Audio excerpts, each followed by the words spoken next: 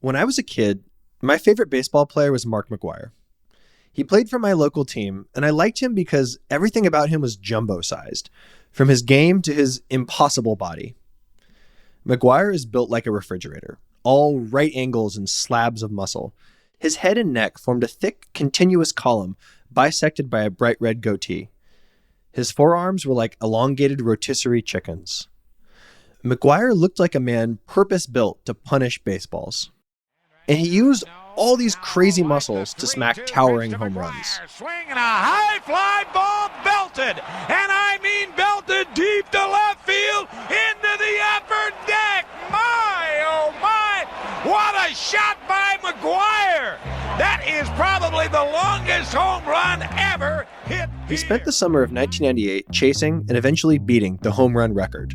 That summer, the sports observing public emitted a collective buzz, knowing they were witnessing something special as he became the first player to knock 70 dingers. Every home run was immediately in conversation with the past, present, and future of baseball. Each ball was a living document. But the legacy of that record-setting era is not one of triumphant achievement as it felt at the time. Rather, it's one of shame and disgrace. Fans would soon learn, through books, insider accounts, and for some reason, a series of hearings before the U.S. House of Representatives, that these guys were all cheating. McGwire and a handful of other players from the turn of the millennium are the superstars of what is now known as the steroid era. This is Only If You Get Caught, a show about breaking the rules. I'm Patrick Redford. Read one way, the story of the investigation into the allegedly widespread steroid use in Major League Baseball is a straightforward story about crime and punishment. The federal government turned its power onto these baseball demigods out of a patriotic sense of duty to America's pastime. Nobody had ever hit 70 home runs before, and nobody has come close since. These guys all ate the forbidden fruit. Now their accomplishments are tainted. That is certainly how the story was told at the time. Baseball home run king Barry Bonds stands convicted this morning of obstruction of justice. And that's where Carl Deffenbaugh caught up with the former sluggard to discuss his career and the role that steroids play in his now tarnished legacy. We know that those records and some of those performances are inauthentic. But I find it too simplistic. The matter of whether or not all these baseball stars cheated is cut and dry. They obviously cheated. But the cheating is only a small part of a much larger, more complex story. Ultimately, this is a story about labor. It's a story about cheating, yes, but it's also a story about who gets to define cheating. How is control over the narrative contested? And what are the stakes of such a fight? This is a story of hubris, not by the players taking performance-enhancing drugs, but by the people tasked with policing them. I wish I had more of a shock jock vibe, because I'd love to just be like, hey, it's time to play cheat sheet. All right. Are you ready to play cheat sheet? I'm so ready, yeah. Okay, just as a reminder, you have 1 minute to tell me who benefited, who was the arbiter, what was the rule supposedly broken, and what were the stakes. So far, you have never actually made it in the 1 minute allotted, but you have also passed every single time. Time is an illusion. All right, are you ready? I'm ready. I can do it this time. 3, 2, 1, go. Okay, in this story, who benefited? The baseball players who were taking a bunch of goop and hitting a bunch of homers, those guys clearly benefited. But the people who benefited the most was Major League Baseball as an institution. As the story we'll get into, they were in really bad times before 1998. They had this crazy strike in 1994 that almost ruined the game forever. Everyone was so mad at them. No one was going to games. And then these guys hit all these home runs, and it's too simplistic, but they say they got credit for saving baseball, which I guess sort of happened. Basically, it's the people charged with policing the steroids also really benefited from the steroids. The rules supposedly broken. There's again, a lot of these substances they were taking weren't banned because they didn't have functional labor agreements in place. So what seems like this straightforward story of just oh, these guys injected stuff that was banned is actually a lot more complicated. And the question of who gets to decide sort of like where that line is like the most interesting part of this. What were the stakes? Nothing less than the survival of America's pastime. I actually think I did that in a minute. A minute and 9 seconds. What's 9 seconds though? Oh man. I was running through that. You spent like 30 seconds on the first answer and I was like, oh, this is not heading in a good direction. Baseball, more than any other American sport, is wrapped up in its own mythology. The crack of the bat, the smell of hot dogs, sanctification of Babe Ruth, stuff like that. Its power structure and its press corps take the game very seriously, and players are expected to do the same. To play the game is to honor it. On March 17th, 2005, this mythic truth was made literal when several former and current star players were subpoenaed by the House Government Reform Committee and forced to testify about whether or not they had used steroids. I'm not here to discuss the past. I'm here to be positive about this. I would say the percentages is on or around where it's been tested at. I don't think it's much higher. When I mentioned the 80%, I mentioned at the peak of steroid use. That may have been somewhere from 94 on to the year 2000. With the Iraq War underway, one might wonder why a slightly less fridge-shaped Mark McGwire, who'd retired 4 years earlier, was getting grilled. Why is it the purview of the US government whether or not Sammy Sosa was juicing? How did things get to the point where Major League Baseball couldn't solve their own problems? We'll get there. But the story of the steroid era doesn't start with Jose Canseco naming names in 2005. It doesn't even start with the first experiments in using anabolic steroids 20 years earlier. To understand why Barry Bonds, Mark McGwire, and all the now shamed greats of that era have been barred from baseball's Hall of Fame, we have to first understand the 1994 strike. And to understand that, we have to go back another century. I mentioned this earlier, and you've probably heard it somewhere. Baseball is America's pastime. That's not just a cliche, it's the foundation for baseball's unique legal status. Packed into that short mission statement is a sense of reverence. The stakes of any game or any season necessarily transcend the moment. They're a form of national service. The idea of baseball as America's pastime is a little outdated in some ways. I don't think you could fairly say it is more than football or basketball. And while there may be participation numbers that would show them wildly off on this, I suspect you could make an argument for soccer. Tim Marchman is the director of politics, science, and security at Wired. He's also my former editor at Deadspin, where he once spearheaded the purchase of a Baseball Hall of Fame vote. On the other hand, the history of baseball is basically a fractal of the history of America since the game started. And you can definitely tell the story of baseball as a battle between capital and labor, and a consistent through line in that comes in various guises to adapt itself to the mores of the time is the idea that the players are doing something either that is so fun they shouldn't be paid for it, or that is of such a high calling that getting into the nitty-gritty of money is beneath them, that it soils things somehow. For players, that's the carrot. You can also see the outline of the stick. Take the concept of national service one step further and put it into a professional context, and you have an unspoken call to sacrifice. You have a cudgel for management to use against labor. The only thing as American as baseball is worker exploitation, and you will probably not be surprised to learn that the two practices evolved alongside each other. The National League was founded in 1876, making it the oldest continually operating sports league in the world. And before basketball was even a twinkle in James Naismith's eye, baseball players had formed the first labor union in sports. A man named John Montgomery Ward, no apparent relation, formed the Brotherhood of Professional Baseball Players, 2 words, in 1885. His target was something called the Reserve Clause, which prevented players from switching teams and therefore prevented owners from competing with each other. Ward eventually founded a more player-friendly league called, well, the Players' League. It dissolved within a year. Players wouldn't be able to realize Ward's dream and freely pick their own teams for another 90 years, which is a remarkable amount of time for owners to dominate the players. If this all sounds like ancient history, sure, fine, yeah. But it established a dynamic that would hold for a long time, and it's critical for the mission of this show, which is understanding cheating. Thanks to the reserve clause, owners were making tons of money and spending less of it on their players.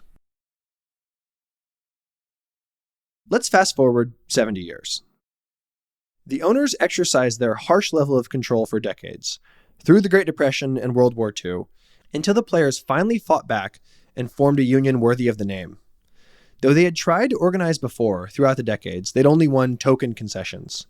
Even when they formed the MLB Players Association in 1953, they made the inexplicable mistake of hiring a lawyer who'd previously worked for the New York Giants and who held the view that players were entertainers who were ungrateful for being able to play a kid's game for a living. But everything changed in 1966 when they hired a United Steelworkers negotiator named Marvin Miller. Miller was a mustachioed New Yorker with a calm demeanor and a smirking grin, someone who would never run from a fight. The first thing Miller had to do was convince players to take themselves seriously as workers, worthy of being paid fairly. In the 60s, Miller comes in, he sees the labor dynamic, and he begins to organize around an absurd rule, which is that the team can renew the player's contract, and according to a plain reading of the clause that was in every player's contract, the team had the right to renew the contract for 1 year, and then the player would be a free agent. And it had been treated throughout time as if it was a permanent clause that would allow them to indefinitely hold the player until they wanted to get rid of them. Players were as afraid of going on strike as the owners were, since only the super-duper stars made enough money to afford a work stoppage. But Miller was a charismatic leader, and once he galvanized players, they spent the next decade revolutionizing baseball. The club owners have presented a proposal to the Players Association. It has been considered carefully today by the Executive Board, which has reached the following conclusion. I encourage the players to treat the union as their union, not my union, not anybody else's union. It was their union. It was there for them. They were the union. Through Miller's tenure, players won a ton. They negotiated for larger salaries and increased health care and pension benefits. They negotiated the end of the reserve clause, instituting the first system of free agency in sports. And they staved off every attempt by the owners to institute a salary cap. After Miller died in 2012, former Commissioner Fay Vincent said, "I think he's the most important baseball figure of the last 50 years. He changed not just the sport, but the business of the sport permanently. And he truly emancipated the baseball player, and in the process, all professional athletes. Prior to his time, they had few rights. At the moment, they control the games." These revolutionary changes had to be fought for. Organizing players was foremost a process of getting them to recognize their own power and convincing them to flex their muscles. That is not a process without considerable risk. And this is what brings us to the famous Curt Flood case. Curt Flood, the player who first challenged the reserve clause in court, was blackballed after the Supreme Court ruled against him. Free agency helped push baseball to new heights. Despite the owners making a bunch more money throughout the second half of the 20th century, as Major League Baseball expanded and professionalized, every single collective bargaining agreement negotiation was a war. There wouldn't be a single CBA signed without a work stoppage until 2002, with the two sides fighting through 5 strikes and 4 lockouts. The players won almost all of these negotiations through the power of their solidarity. And at the time of the 1990 lockout, owners were doing the same. An arbiter ruled that they were colluding to drive salaries down. Furious that then Commissioner Fay Vincent wouldn't fight the judgment, the owners staged a revolt and forced him to resign in favor of Brewers owner Bud Selig. The biggest problem I had was the perception that I was soft on labor, and they wanted to have a major confrontation and worried that I would interfere. With the owners newly determined to fight for a salary cap and the players equally determined not to let them rig the market, the stage was set for the 1994 strike.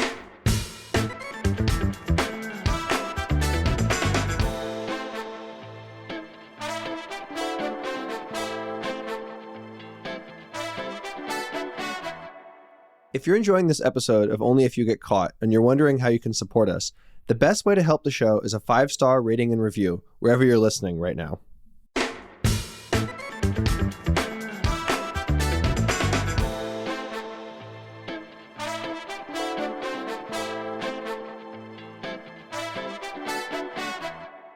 On the night of August 11th, some 26,000 fans in Oakland were treated to a show by a pair of all-time greats. The Coliseum was buzzing as Ken Griffey Jr. bonked his 40th home run of the year, a no-doubter to deep right field. Change belted deep to right center field, and that will fly away. Junior's 40th home run of the year is a grand salami. My, oh my. Randy Johnson, meanwhile, recorded a complete game for the Mariners. The big unit notched 15 strikeouts that night, ending the night with a strike and starting another one. The players walked off the job the next day, beginning the nastiest and most protracted labor battle in sports history. 1 month after the strike began, Major League Baseball formally canceled the entire postseason. And some players are vying for their place in history. The specter of a strike hovers over baseball's magic kingdom. The Expos leave the field in first place, yet wondering if their best season ever's in jeopardy. Even so, they're prepared to sit it out for as long as it takes. In the midst of the greed era in Major League Baseball, no World Series, no more baseball this year. The World Series had been held every year since 1905, through 2 world wars and the Loma Prieta earthquake, though there would be no champion in 1994. Bud Selig and his cohort of militant owners got the fight they'd asked for. Selig is an interesting character, sort of an anti-Marvin Miller. He made his money selling used cars. He professed to being heartbroken when the Milwaukee Braves left town in 1965. 5 years later, he relocated the moribund Seattle Pilots to Milwaukee to become the Brewers. That was 1970, which is right as players started to fight back and Flood filed his suit. Bud Selig is an owner, and by the standards of baseball team owners, he's not a particularly rich guy. Yeah, he comes on advocating for socialism, for owners. He says that the inherent constraints of small markets like his make it so that they can't possibly compete, and they need cost certainty. Selig's aw shucks public persona fed the rhetorical position he'd staked out, that a salary cap was necessary to protect small market teams. His career as owner and then commissioner can be read as a quest to recapture the ironclad control his class used to have over the players.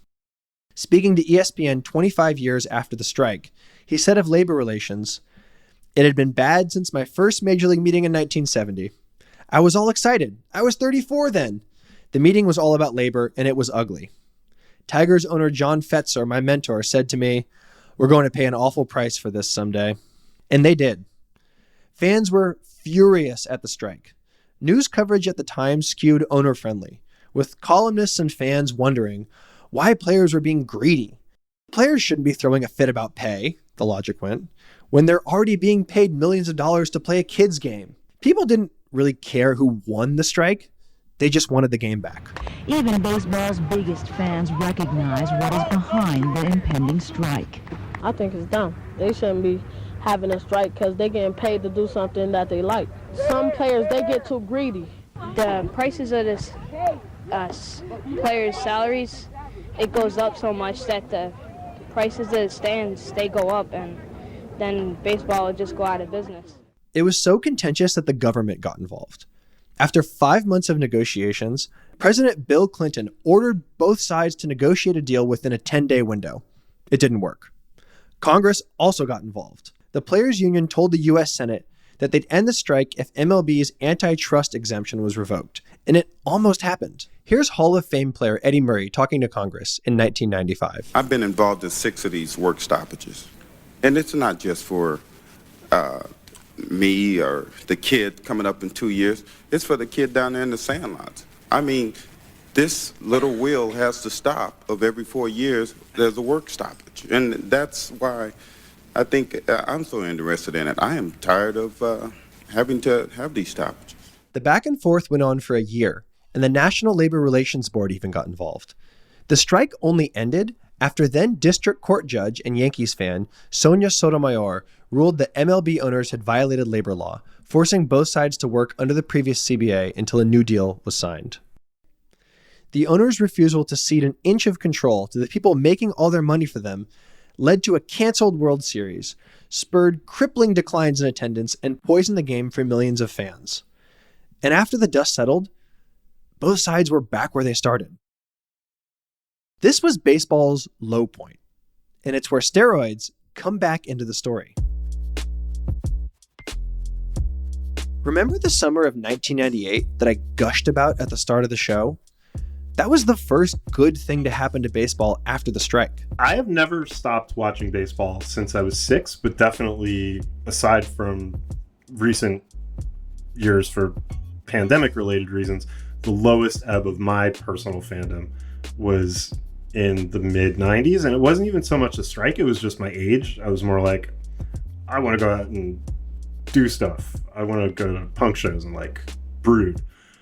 Whatever I was doing around that age. And in 98, I'm in college, and it completely sucked me back in, where I was watching a game every day. I was devouring, Baseball Weekly and all the rest of that. It was incredibly absorbing. I don't think I'll ever see anything like that again. It was just a perfect constellation of events. And in their unique way, the powers that be in baseball, their first instinct was, let's tell everyone about how much that actually sucked and how horrible it was. Attendance crashed 20% between the 94 and 95 seasons. But only a couple of years later, the home run record chase reignited national interest in baseball, kicking off a short-lived era of good feelings and rapid growth.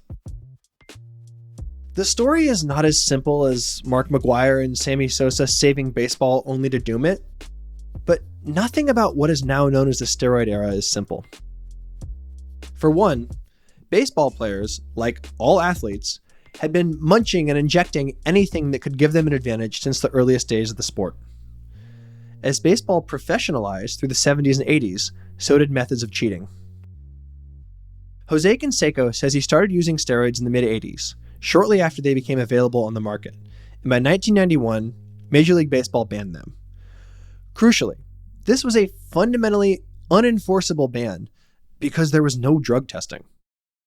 The 94 strike kept players out of the clubhouse, and many of the game's stars began working with private trainers who pushed them onto more aggressive pharmacological routines. Shortly before Bill Clinton tried and failed to end the 94 strike, he inadvertently meddled in baseball by deregulating the supplement industry. When baseball resumed in 95, home run numbers started to creep up. Padres general manager Randy Smith told the LA Times, "We all know there's steroid use, and it's definitely becoming more prevalent," estimating that 10 to 20% of baseball players were on the goop.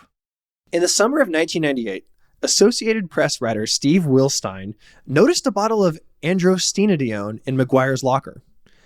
Andro is a testosterone precursor, and at the time, it was available over the counter. Selig routinely downplayed the Andro issue, and he only began to push for testing a few years later. He didn't want to ruin the good thing baseball had going.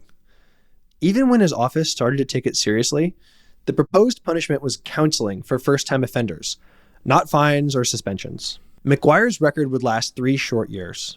In 2001, Barry Bonds, the greatest baseball player of all time by many statistical measurements, crushed 73 home runs. From the time he was in college, Barry Bonds was tipped out. This guy is going to be an all-timer.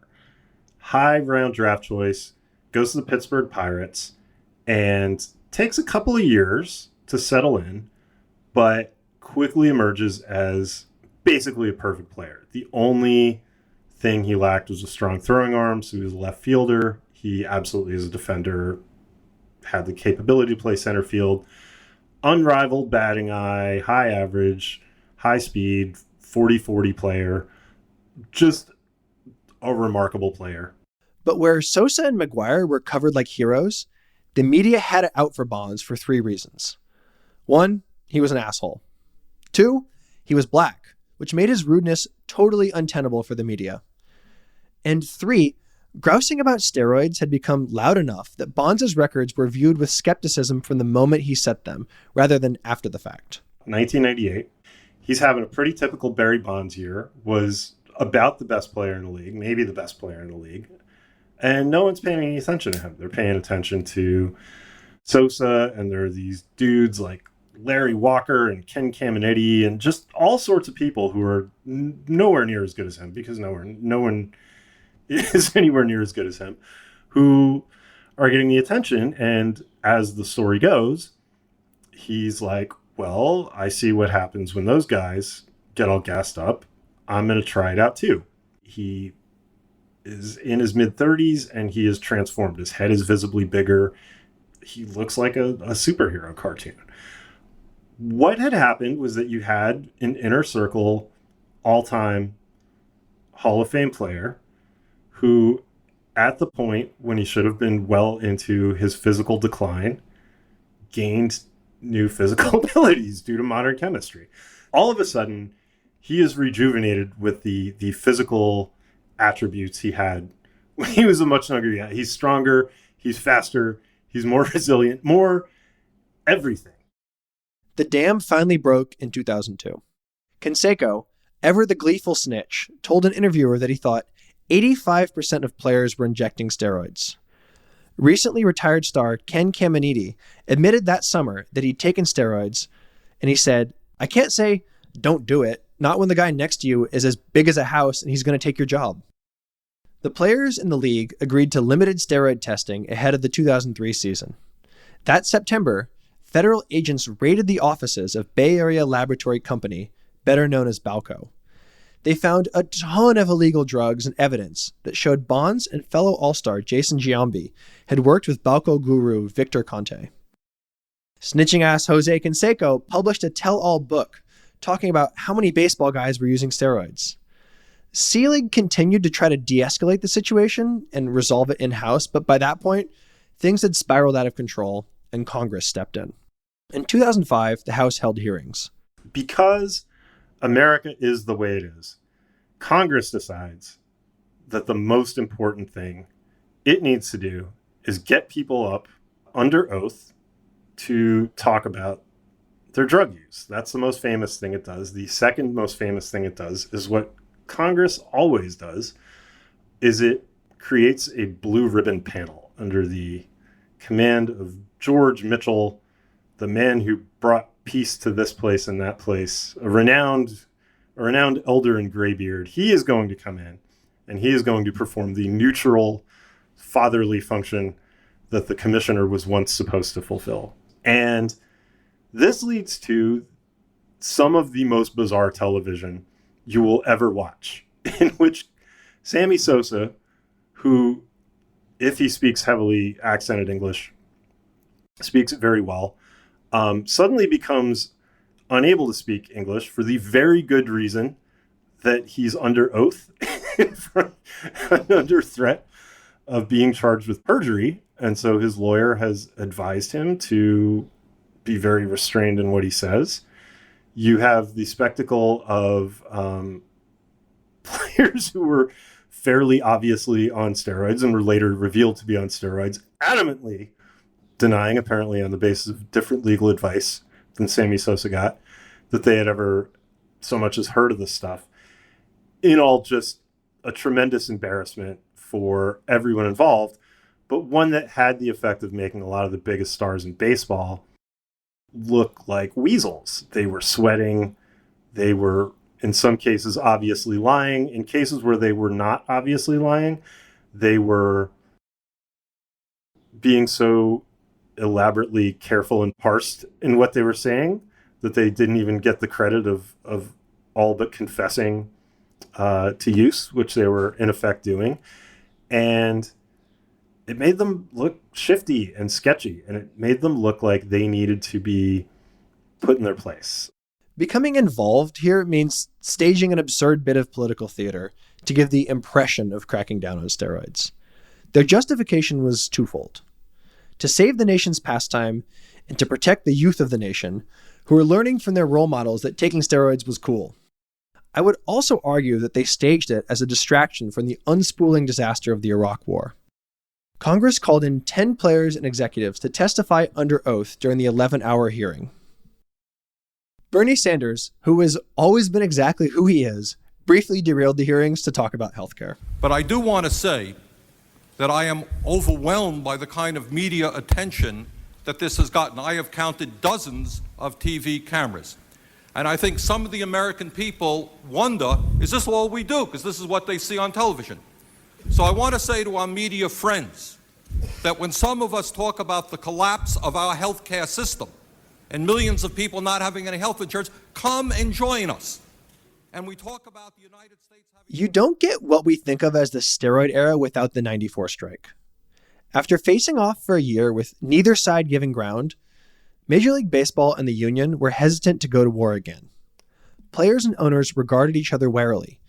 Both sides understood the necessity of playing again, but none of the larger tensions that led to the '94 strike were resolved.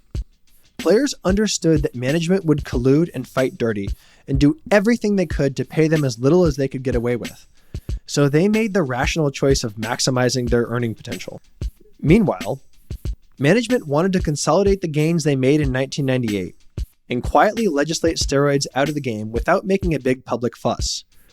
When things got too out of hand, Congress did Bud Selig's dirty work for him.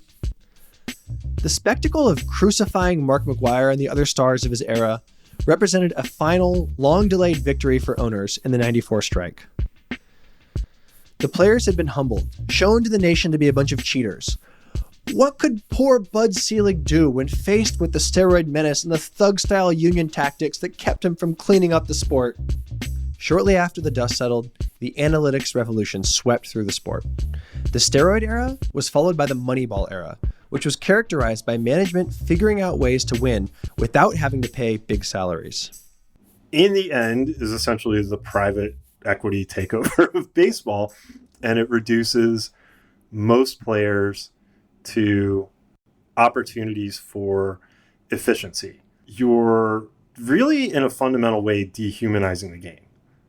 You're making entire types of players disposable and anonymous. You're homogenizing their approach because you're coming up with specific techniques that are shown to be the best and most efficient, and otherwise just flattening the game in a way that makes it less fun for me to follow, both as an on-field thing because there's less of a diversity of approaches and there's more pressure to conform in the way you play, I guess would be a way to put it, and just making it less fun to follow off the field, because if this is the primary lens that you view baseball through, you're ultimately thinking along with management and you're looking for things to work out from their perspective. And there are good reasons to do that. Look, I am a Chicago White Sox fan. I want the White Sox to win. I root for their front office to get every bit of value they can out of every dollar that Jerry Reinsdorf is willing to have extracted from his wallet. And that's all good. I'm not saying that people who are passionate about analytics don't love baseball or they don't understand baseball or anything like that. I do think it's had a sort of deadening effect on the game itself and on what it's like to follow the game compared to before its widespread adoption.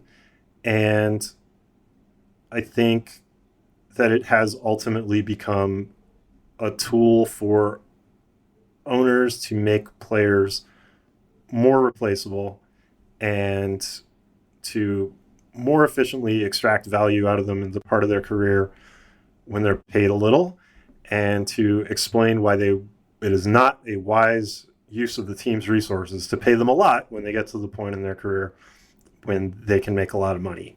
The degree to which baseball has changed since the steroid era can hardly be overstated. Everything is quantified. Dozens of pitchers can throw 100, and the best player in the game pitches and hits. The art of cheating has progressed. Whether or not the game is more interesting now is up to you. But one thing that's remained constant is labor unrest. In that context, what is the legacy of the steroid era? Fans are supposed to think of this era as a tragedy of greed. Superstar players robbed the nation of clean baseball by taking drugs, just as they'd robbed the nation of any baseball by greedily asking to be paid for their work years earlier. The federal government and the commissioner just wanted a clean, sustainable sport where everyone was given a fair chance to compete against each other. Barry Bonds and Mark McGwire ruined that pure vision by being too good at baseball than was possible. That's just one narrative. one that conceives of steroid use as something wholly exotic to the pharmacological and labor histories of baseball. But that's not really how the world works. You can't disentangle the steroid era from the labor conditions that produced it, nor the legacy it left. In 1996, players earned an estimated 50% of baseball revenues. By 2015, when Selig retired, some analyses showed that number was down to 38%. The players lost, and the 2006 and 2011 CBAs were signed without any work stoppages. The current MLB CBA expires on December 1st, 2026. The players are already warning of a potential lockout. Owners are expected to push for a salary cap.